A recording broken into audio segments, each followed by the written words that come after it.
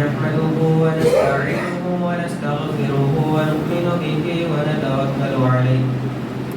ونعوذ بالله من شرور أنفسنا ومن سيئات أعمالنا من يهده الله فلا مضل له ومن يضلله فلا هادي له وأشهد أن لا إله إلا الله وحده لا شريك له وأشهد أن محمدا عبده ورسوله أما بعد فإن خير الحديث كتاب الله وخير الهدي هدي محمد صلى الله عليه وسلم وشر الأمور محدثاتها وكل محدثة بدعة وكل بدعة ضلالة وكل ضلالة في النار. فقد قال الله سبحانه وتعالى في كلامه المجيد: أعوذ بالله السميع العليم من الشيطان الرجيم من همزه ونفخه ونفثه. بسم الله الرحمن الرحيم. يا أيها الذين آمنوا اتقوا الله حق تقاته ولا تموتن إلا وأنتم مسلمون. يا أيها الناس اتقوا ربكم الذي خلقكم من نفس واحدة وخلق منها زوجها وبث منهما رجالا كثيرا ونساء واتقوا الله الذي تساءلون به والأرحام إن الله كان عليكم رقيبا. يا أيها الذين آمنوا اتقوا الله وقولوا قولا سديدا يصلح لكم أعمالكم ويغفر لكم ذنوبكم ومن يطع الله ورسوله فقد فاز فوزا عظيما. وقال تعالى في موضع آخر: إنما يعمر مساجد الله من آمن بالله واليوم الآخر وأقام الصلاة وآتى الزكاة ولم يخش إلا الله فعسى أولئك أن يكونوا من المهتدين. وقال النبي صلى الله عليه وسلم: من غسل يوم الجمعة واغتسل ثم بكر وابتكر ومشى ولم يركب ودنا من الإمام فاستمع ولم يلغ كان له بكل خطوة عمل سنة أجر صيامها وقيامها أو كما قال عليه الصلاة والسلام. رب اشرح لي صدري ويسر لي أمري واحلل عقدة من لساني يفقهوا قولي. رب زدني علما نافعا رب زدني علما نافعا رب زدني علما نافعا. تمام قسم کی تعریف و توصیف، بڑائی و بزرگی، حمد و کبریائی اللہ وحدہ لا شریک، خالق کائنات، مالک ارض و سما کے لیے ہے. بعدہ بے شمار درود و سلام نازل ہو تمام انبیاء کرام پر، بالخصوص ہم سب کے آخری نبی جناب محمد رسول اللہ صلی اللہ علیہ وسلم پر، جنہوں نے مذہب اسلام کی تعلیمات کو ہم تک پہنچانے میں بہت ساری تکالیف کا سامنا کیا. اللہم صلی علی محمد وعلی آل محمد کما صلیت علی ابراہیم وعلی آل ابراہیم انکا حمید مجید. اللہم بارک علی محمد وعلی آل محمد کما بارکت علی ابراہیم وعلى آل إبراهيم إنك حميد مجيد. معزز و مکرم سامعین گرامی اور میری آواز کو سننے والی پردہ نشین ماں اور بہنوں، یہ بات ہم سے مخفی نہیں ہے کہ مسجدوں کی تعمیر کا اور مسجدوں کو بنانے کا بنیادی مقصد اور ہدف یہ ہوتا ہے کہ تمام کے تمام انسان جنہیں اللہ رب العالمین نے اسلام کی نعمت سے نوازا ہے، وہ ان مساجد کے اندر آ کر، ان مساجد کے اندر اجتماع کر کے ایک جگہ پر اکٹھا ہو کر اللہ رب العالمین کی عبادت کرتے ہیں، اللہ رب العالمین سے لو لگاتے ہیں اور اللہ رب العالمین کا ذکر و اذکار کرتے ہیں۔ یہ مسجدیں جو بنائی جاتی ہیں، ان کا بنیادی مقصد یہی ہوتا ہے، اور مسجدیں بنانے کی بڑی فضیلت کتاب و سنت کے اندر وارد ہے۔ اللہ رب العالمین نے کلام مقدس کے اندر مسجدوں کی تعمیر کرنے والوں کے تعلق سے بیان فرمایا کہ یہ ایسے لوگ ہیں جو ہدایت یافتہ ہے، یعنی جو لوگ مسجدوں کو بناتے ہیں اور مسجدوں کی بنیاد رکھتے ہیں، مسجدوں کو تعمیر کرتے ہیں، تو گویا کہ یہ ایسے لوگ ہیں کہ جنہیں اللہ رب العالمین کی طرف سے ہدایت مل جاتی ہے۔ حدیث پاک میں آپ صلی اللہ علیہ وسلم نے مسجد کی تعمیر کے سلسلے میں ارشاد فرمایا کہ من بنا للہ مسجدا بنى اللہ لہ بیتا فی الجنہ، کہ جو شخص بھی اللہ رب العالمین کے لیے مسجد بناتا ہے، اس کی تعمیر کرتا ہے یا اس کی تعمیر میں بڑھ چڑھ کر حصہ لیتا ہے، تو آپ صلی اللہ علیہ وسلم یہ ضمانت دے رہے ہیں، یہ گارنٹی دے رہے ہیں کہ بنى اللہ لہ بیتا فی الجنہ، کہ ایسے شخص کے لیے اللہ رب العالمین جنت میں ایک گھر، ایک محل تیار کرتا ہے۔ تو یہ مسجد بنانے کی، مسجد کو تعمیر کرنے کی فضیلت ہے۔ اب جب ہمیں یہ بات معلوم ہو چکی کہ مسجد جو ہے بہت ہی اہم مقصد کے لیے بنائی جاتی ہے، تو انہی مسجدوں کے کچھ فضائل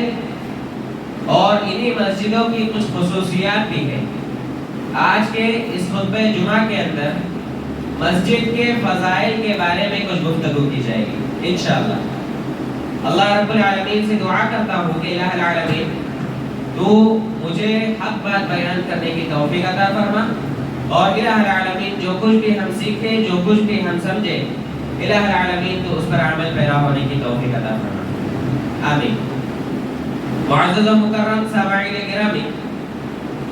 اور میری آواز کو سننے والی ماں اور بہنوں، مسجدوں کی سب سے پہلی فضیلت اور سب سے بڑی فضیلت یہ ہے کہ یہ جس زمین پر بنائی جاتی ہے، زمین کے جس حصے میں مسجدیں بنائی جاتی ہے، پورے زمین کا سب سے افضل حصہ جو ہے مسجدیں ہوتی ہیں۔ یعنی یہ جو مسجدیں تعمیر ہوتی ہے، گویا کہ زمین کا سب سے مقدس اور سب سے پاکیزہ حصہ بن جاتی ہے۔ آپ صلی اللہ علیہ وسلم نے حدیث پاک کے اندر ارشاد فرمایا کہ احب البلاد الى اللہ تعالی مساجدها وابغض البلاد الى اللہ سبحانہ وتعالی اسواقها، او كما قال علیہ الصلوۃ والسلام۔ آپ صلی اللہ علیہ وسلم کہتے ہیں کہ اللہ رب العالمین کے نزدیک روئے زمین کی سب سے پاکیزہ اور سب سے مقدس اور سب سے پسندیدہ جگہ جو ہے وہ روئے زمین کی مسجدیں ہیں۔ یعنی اس دنیا کے اندر جتنی بھی مسجدیں قائم کی جائے گی، جتنی بھی مساجد تعمیر کی جائے گی، جتنی بھی مساجد کی بنیاد رکھی جائے گی، اتنی زمینیں جو ہے اللہ رب العالمین کے بارگاہ میں سب سے زیادہ پاکیزہ اور سب سے زیادہ پسند ہو جائے گی۔ اور آپ صلی اللہ علیہ وسلم نے فرمایا کہ ابغض البلاد، اور انہی جگہوں میں سے، روئے زمین کی جگہوں میں سے سب سے ناپسندیدہ جگہ، سب سے بیکار جگہ جو اللہ رب العالمین کو پسند نہیں، وہ کون سی ہے؟ اسواقها، زمین پر جو موجود بازار ہے، مارکیٹس ہے، وہ ہے۔ اس لیے کہ مسجدوں کے اندر ایک انسان جب آتا ہے تو اللہ رب العالمین کی عبادت کرتا ہے، اللہ رب العالمین کا ذکر کرتا ہے، اللہ رب العالمین کے لیے نمازیں پڑھتا ہے، اس کی زبان جو ہے اللہ رب العالمین کے ذکر سے تر رہتی ہے۔ اور اس کے برعکس جب وہ بازاروں میں جاتا ہے تو وہاں پر لوگوں کو الٹا سیدھا بولنا، گالی گلوچ کرنا، دھوکہ بازی کرنا اور اسی طرح سے جھوٹ بولنا وغیرہ، یہ تمام برائیاں جو ہے بازاروں میں پائی جاتی ہیں، اور وہ برائیاں مسجدوں میں نہیں پائی جاتی۔ جس کی وجہ سے مساجد جو ہے اللہ رب العالمین کی نظر میں بہت زیادہ محبوب اور پسندیدہ ہے۔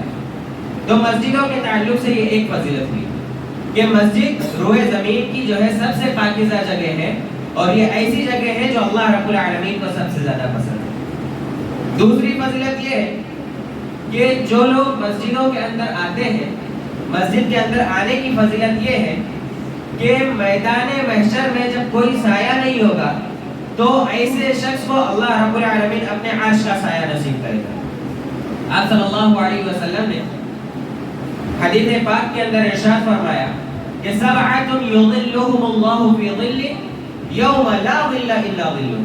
کہ 7 قسم کے افراد ایسے ہیں کہ کل قیامت کے دن اللہ رب العالمین ان 7 قسم کے افراد کو جو ہے اپنے عرش کے سائے تلے جگہ دے گا، اور وہ دن ایسا دن ہوگا کہ جس دن اللہ رب العالمین کے عرش کے سائے کے علاوہ کوئی اور سایہ نہیں ہوگا۔ اور پھر آپ صلی اللہ علیہ وسلم نے اس میں فرمایا کہ وَرَجُلٌ قَلْبُهُ مُعَلَّقٌ فِي الْمَسَاجِدِ، ایک ایسا آدمی جس کا دل جو ہے مسجدوں سے لٹکا ہوا ہوتا ہے، یعنی فجر کی نماز پڑھی، مسجد میں آ کر جماعت کے ساتھ نماز ادا کی، فجر کی نماز پڑھ کے جب گھر گیا تو اسے فکر لاحق ہو گئی کہ اب ظہر کی نماز کب ہوگی، ظہر کی نماز کا وقت کب آئے گا کہ میں دوبارہ مسجد میں چلا جاؤں گا۔ پھر ظہر پڑھ کے گیا، عصر کے لیے اس کے دل میں وہ فیلنگ ہے کہ کب آئے گا کہ میں مسجد میں جاؤں، عصر پڑھ کر گیا مغرب کے لیے، مغرب پڑھ کے گیا عشاء کے لیے، عشاء پڑھ کے گیا اور فجر کے لیے جو ہے اس کا دل جو ہے مسجدوں سے اٹکا ہوا ہوتا ہے۔ تو ایسی صورت میں جس کا تعلق زیادہ سے زیادہ مسجدوں سے ہوتا ہے، جس کے دل میں مسجدوں کے لیے محبت ہوتی ہے، اور جو شخص مسجدوں سے جتنا زیادہ لگاؤ رکھتا ہے، کل قیامت کے دن عرش کے سائے کے نیچے جو ہے وہ جگہ پائے گا، اس لیے کہ آپ صلی اللہ علیہ وسلم نے اس چیز کی بھی ضمانت دے دی۔ تو معلوم یہ ہوا کہ جن کا دل جو ہے مسجدوں سے لٹکا ہوا ہوتا ہے، جن کا تعلق مسجدوں سے ہوتا ہے، وہ کیا ہوتا ہے، ان کا فائدہ کیا ہوتا ہے، کل قیامت کے دن میدان محشر میں اللہ رب العالمین اپنے عرش کے سائے کے تلے جو ہے ایسے لوگوں کو جگہ دے گا۔ اسی طرح سے مسجدوں کی فضیلت میں مسجدوں کی ایک فضیلت یہ بھی ہے کہ جو شخص وضو کرتا ہے، گھر پہ وضو کرتا ہے اور مسجدوں کی طرف پیدل نکل جاتا ہے، یعنی گھر پر وضو کر لیا، وضو کرنے کے بعد پیدل چل کر مسجد کی طرف آیا، تو ہر قدم کے بدلے اسے نیکی ملتی ہے اور اس کے گناہ جو ہے معاف کر دیے جاتے ہیں۔ کتنی بڑی فضیلت ہے یہ، مساجد کی طرف آنے کی فضیلت ہے، مسجدوں سے لگاؤ کی فضیلت ہے کہ ایک انسان جو ہے گھر پر وضو کر لے، گھر پر وضو کرنے کے بعد پیدل نکل جائے، اور جتنے قدم وہ بڑھائے گا مسجد کی طرف آنے میں اگر 100 قدم اس کے لگے ہیں تو گویا کہ اس کو 100 نیکیاں ملے گی اور اس کے 100 گناہ جو ہے معاف کر دیے جائیں گے۔ آپ صلی اللہ علیہ وسلم نے حدیث پاک میں ارشاد فرمایا کہ من تطہر فی بیتہ ثم مشى الی بیت من بیوت اللہ، کہ جو شخص بھی اپنے گھر میں وضو کرے، اپنے گھر میں رہ کر جو ہے پاکیزگی حاصل کرے، یعنی وضو کرے، ثم مشى الی بیت من بیوت اللہ، پھر وہ جو ہے گھر سے نکلے اور اللہ رب العالمین کے گھروں میں سے کسی بھی ایک گھر کی طرف وہ پیدل چلے، نکلے اور چلنا شروع کر دے۔ تو بیوت اللہ سے مراد کیا ہے؟ مسجدیں ہیں، اس لیے کہ کلام مقدس کے اندر اللہ رب العالمین نے فرمایا کہ انما یعمر مساجد اللہ، کہ جو لوگ اللہ رب العالمین کے لیے مسجدیں تعمیر کرتے ہیں۔ معلوم یہ ہوا کہ آپ صلی اللہ علیہ وسلم نے فرمایا کہ جو شخص گھر میں وضو کرے اور مسجدوں کی طرف چلے، لیقضی فریضۃ من فرائض اللہ، کیوں نکلے؟ تاکہ اللہ رب العالمین کے فرائض میں سے کوئی ایک فریضہ ادا کرنے کے لیے۔ اب جو 5 وقت کی نمازیں اللہ رب العالمین نے فرض کی ہے تو یہ ایک انسان پر فرض ہے، ضروری ہے۔ اب ایک انسان ظہر کے وقت اگر نکلتا ہے، گھر سے وضو کرتا ہے اور مسجد کی طرف چلتا ہے، تو گویا کہ وہ اللہ رب العالمین کی فرض کی ہوئی چیز کو ادا کرنے کے لیے وہ مسجد کی طرف آتا ہے۔ تو آپ صلی اللہ علیہ وسلم کہتے ہیں کہ تاکہ وہ اللہ رب العالمین کی فرض کردہ چیزوں میں سے اس کا ایک فریضہ ادا کرنے کے لیے نکلے، اس کا ایک فریضہ پورا کرے، كانت خطوته إحداهما تحط خطيئة والأخرى ترفع درجة، تو اس کا جو چلنا ہے، اس کے جو قدم ہیں، اس میں سے ایک قدم اس کے لیے گناہ کو معاف کر دیتے ہیں، یعنی جب وہ قدم بڑھاتا ہے تو اس کا ایک قدم بڑھانا گویا کہ اس کے لیے گناہ کی معافی کا سبب بنتا ہے، وَالْأُخْرَى تَرْفَعُ دَرَجَةً، اور دوسرا قدم جب وہ بڑھائے گا تو گویا کہ اس کے ذریعے سے اس کا ایک درجہ بلند کر دیا جائے گا۔ معلوم کیا ہوا کہ مسجدوں کی طرف چل کر آنا، گھر سے وضو کر کے مسجدوں کی طرف چل کر آنا بہت زیادہ فضیلت کا باعث ہے، جس سے انسان کے گناہ معاف کر دیے جاتے ہیں اور اس کے جو ہے درجات میں بلندی کا سبب بن جاتا ہے۔ اسی طرح سے بعض روایات اور بھی ہے جس میں یہی مفہوم بیان کیا گیا کہ جو شخص گھر میں وضو کرے، مسجد کی طرف چل کر آئے، تو وہ جتنے قدم بڑھائے گا اتنے ہر قدم پر اس کی ایک نیکی ایک نیکی میں اضافہ ہوگا اور اس کا ایک گناہ جو ہے کم کر دیا جائے گا۔ تو یہ فضیلت ہے جو مسجدوں کے لیے حاصل ہے۔ انسان اگر مسجدوں کے علاوہ کسی اور جگہ پر جانا چاہے تو یہ فضیلت جو ہے اس کے لیے حاصل نہیں ہے۔ اسی طرح سے مسجدوں کی چوتھی فضیلت یہ ہے کہ مسجد میں جو شخص آتا ہے تو گویا کہ وہ اللہ رب العالمین کا مہمان ہے، اور جو اللہ رب العالمین کا مہمان بن کر آتا ہے تو اس کے لیے دو فائدے ہوتے ہیں۔ ایک فائدہ یہ کہ اللہ رب العالمین اس کے لیے جنت میں مہمان نوازی تیار کرتا ہے، اور دوسری چیز یہ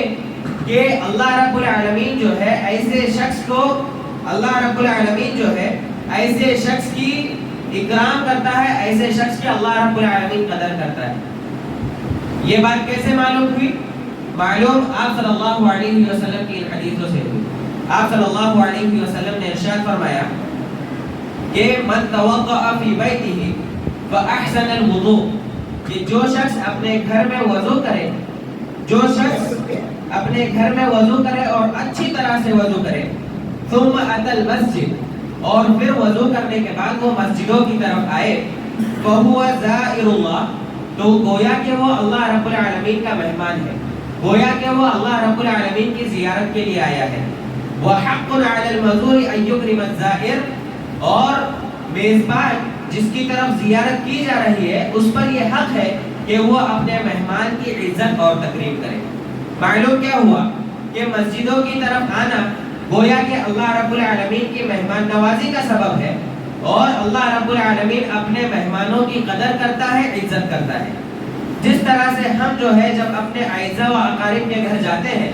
مہمان بن کر جاتے ہیں، کچھ دیر کے لیے جاتے ہیں، تو ہماری وہاں پر کس قدر تکریم ہوتی ہے، کس قدر ہمارے مہمان نوازی کی جاتی ہے۔ اسی طرح سے جب ایک انسان مسجد میں آتا ہے تو گویا کہ وہ اللہ کے گھر میں آتا ہے، اور اللہ رب العالمین کے گھر میں اللہ رب العالمین کا مہمان بن کر آتا ہے۔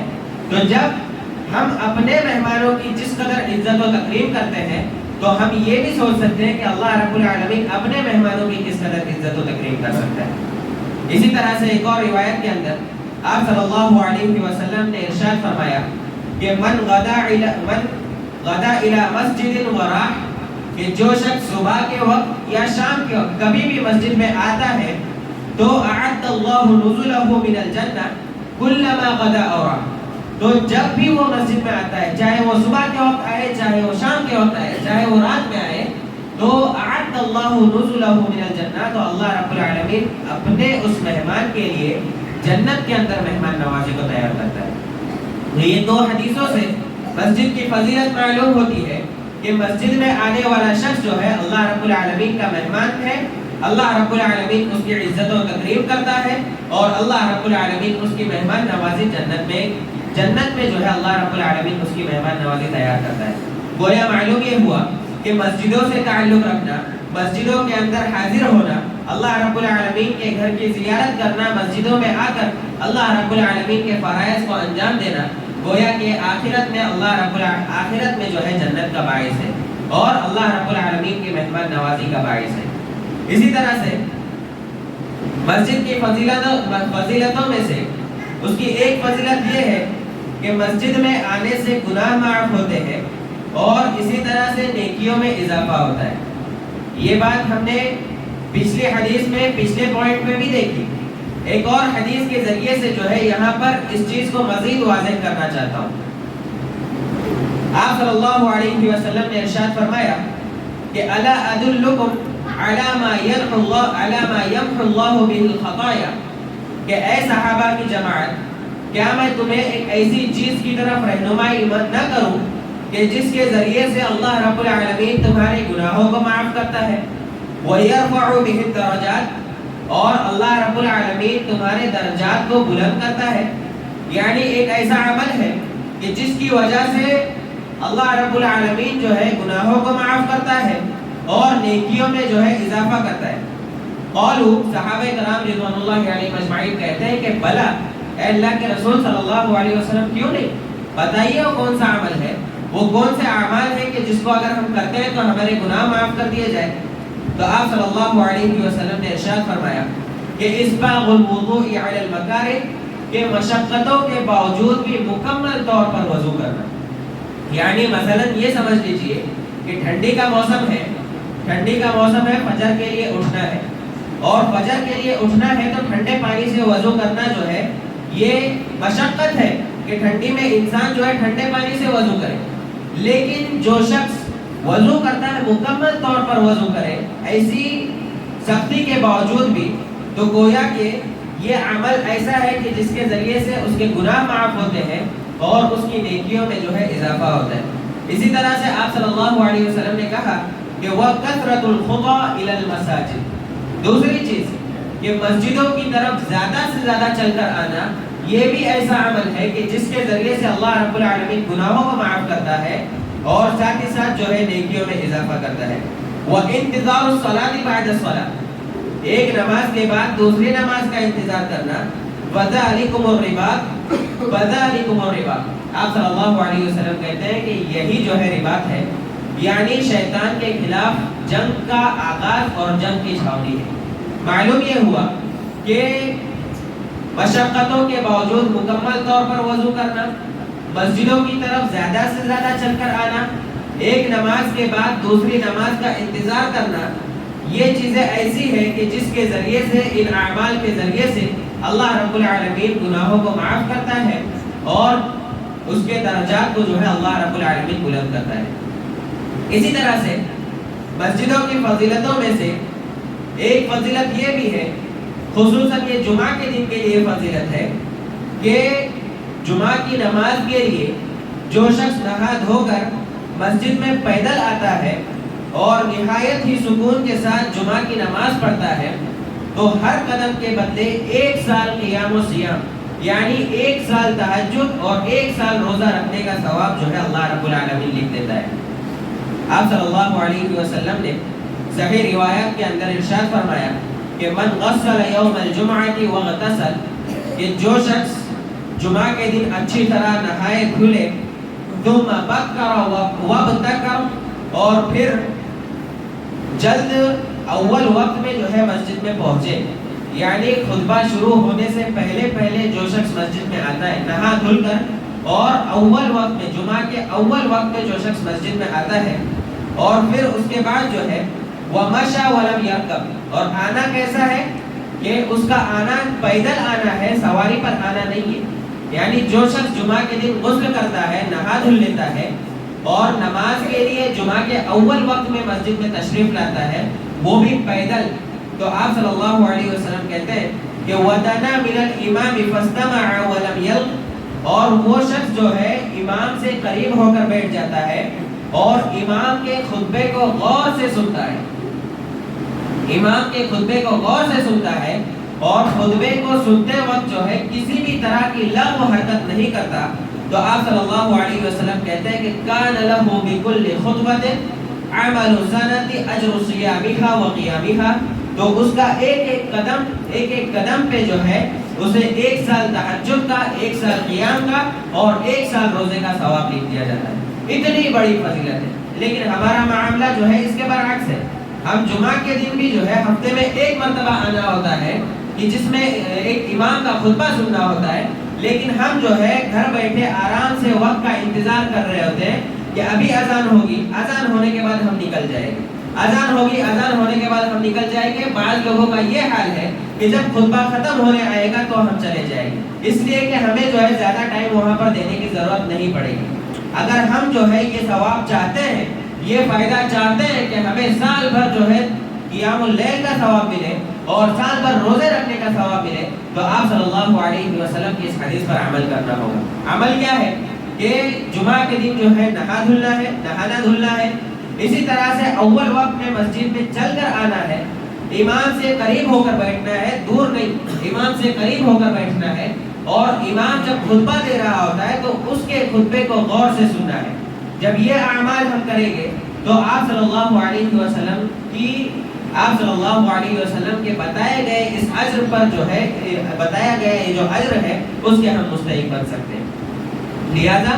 ضرورت اس بات کی ہے کہ ہم جو ہے اس چیز کو سمجھیں، اور آنے والے ایام میں یعنی ابھی سے ہم یہ عزم کریں کہ ہماری جو ہے کوئی بھی نماز ہم فوت نہیں کریں گے، ہم کوئی بھی نماز جو ہے نہیں چھوڑیں گے۔ ہر نماز کو ہم یہ کوشش کریں گے کہ مسجدوں میں آ کر جماعت کے ساتھ نماز ادا کریں، اور خصوصاً ہم سب کی یہ کوشش ہونی چاہیے کہ جمعہ کے دن جو ہے پہلے آنے کی کوشش کریں گے۔ اسی طرح سے مسجدوں کی ایک فضیلت یہ ہے کہ مسجدوں کے اندر جو ہے فرشتے موجود ہوتے ہیں جو اللہ رب العالمین کا ذکر کرتے رہتے ہیں۔ آپ صلی اللہ علیہ وسلم کی وہ حدیث ہمیں یاد کرنی چاہیے جس میں آپ صلی اللہ علیہ وسلم نے ارشاد فرمایا کہ تم میں سے کوئی شخص جب پیاز یا لہسن کھائے یا ایسی ہی بدبودار کوئی چیز کھائے تو ہمارے مسجد کے قریب نہ آئے۔ کیوں نہ آئے؟ اس لیے کہ فَإِنَّ الْمَلَائِكَةَ تَتَأَذَّى بِمَا يَتَأَذَّى مِنْهُ ابْنُ آدَمَ، اس لیے کہ فرشتوں کو بھی ان چیزوں سے تکلیف ہوتی ہے جن چیزوں سے بنی آدم کو تکلیف ہوتی ہے۔ مفہوم کیا ملا کہ مسجد کے اندر فرشتے موجود ہوتے ہیں جو اللہ رب العالمین کی عبادت کرتے ہیں، اور فرشتوں کو بھی ان چیزوں سے تکلیف ہوتی ہے جن چیزوں سے بنی آدم کو ہمیں تکلیف ہوتی ہے۔ اسی طرح سے مسجدوں میں آنے کی ایک فضیلت یہ ہے کہ انسان جو ہے فرشتوں کی دعا کا مستحق بن جاتا ہے۔ یعنی جو شخص مسجد میں آتا ہے اور نماز پڑھ کے اپنی اسی جگہ پر بیٹھا رہتا ہے تو آپ صلی اللہ علیہ وسلم کہتے ہیں کہ فرشتے اس کے حق میں دعا کرتے ہیں کہ اللہ اسے اس کے گناہوں کو معاف فرما اور اس پر جو ہے رحم فرما۔ معلوم کیا ہوا کہ یہ بہت سارے فضائل ہیں، اس کے علاوہ اور بھی کئی فضائل ہیں جو مسجدوں سے اور مسجد میں آنے کے تعلق سے جو ہے مسجد میں آنے کے تعلق سے ہے۔ لہذا ان دلائل کو اور ان فضائل کو بیان کر کے یہاں پر یہ واضح کرنا مقصود ہے کہ مسجدوں سے ہمارا دلی لگاؤ ہونا چاہیے،